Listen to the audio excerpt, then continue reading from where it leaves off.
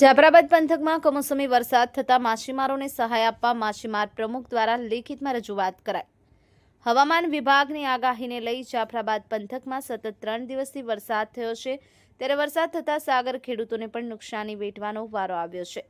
માછીમાર પ્રમુખ અમીરભાઈ સોલંકી દ્વારા મુખ્યમંત્રી ભૂપેન્દ્રભાઈ પટેલ તેમજ કૃષિ મંત્રી જીતુભાઈ વાઘાણી વચ્ચે ઉદ્યોગ મંત્રી પરસોત્તમભાઈ સોલંકી તેમજ રાજુલા જાફરાબાદના ધારાસભ્યને લેખિતમાં રજૂઆત કરી।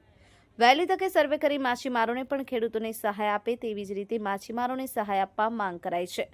કમોસમી વરસાદને કારણે 1 મહિના કરતાં પણ વધારે દરિયા ખેડવાનો પ્રતિબંધ હોય, જેના કારણે માછીમારોને ભારે નુકસાન થયું છે, તેમજ દોરડા ઉપર અંગારેલ બાળ પણ બગડી ગયેલ હોય, જેથી વહેલી તકે સર્વે કરી સહાય આપવા બંધ કરવામાં આવી છે।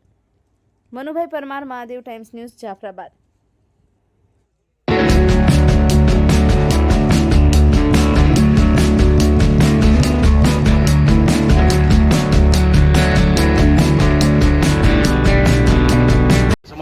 પ્રમુખ અમીરભાઈ સોલંકી આજે જે ગુજરાતની અંદર કમોસમી વરસાદની અંદર જેમ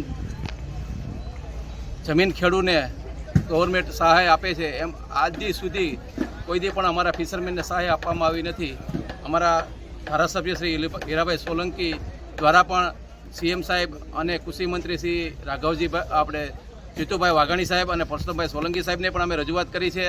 જેમ બને તેમ અમારી નમ્ર વિનંતી છે કે જાફરાબાદની અંદર અત્યારે અમારે 2.5 મહિનાની સિઝનની અંદર 1 મહિનો સિઝન તો બેઠવાનો વારો આવ્યો છે, એટલે અમે બી અત્યારે ખેડૂતની જેમ અમે બી અત્યારે બહુ નુકસાનીમાં છીએ। એટલે ગવર્મેન્ટને અમારી વિનંતી છે અને અમારા ધારાસભ્યશ્રીને પણ અમે કાલે રજૂઆત લેખિત પણ આપેલું છે। એટલે જેમ બને તેમ અમારે ગુજરાત ફિશરમેનને પણ આની અંદર સમાવેશ કરીને સહાય અપાય એવી અમારી ભૂપેન્દ્રભાઈ પટેલ સાહેબને બી વિનંતી છે, કૃષિ મંત્રી શ્રી જીતુભાઈ વાઘાણી સાહેબને બી વિનંતી છે અને અમારા રાજ્ય કક્ષાના મંત્રી પરસોત્તમભાઈ સોલંકી સાહેબને પણ અમે રજૂઆત કરીએ છીએ કે જેમ બને તેમ અમારે હાલ ખેડૂતને તમે જે સહાય આપો છો એમ અમને દરિયાઈ ખેડૂતને પણ સહાય આપો એવી અમારી નમ્ર અરજ છે।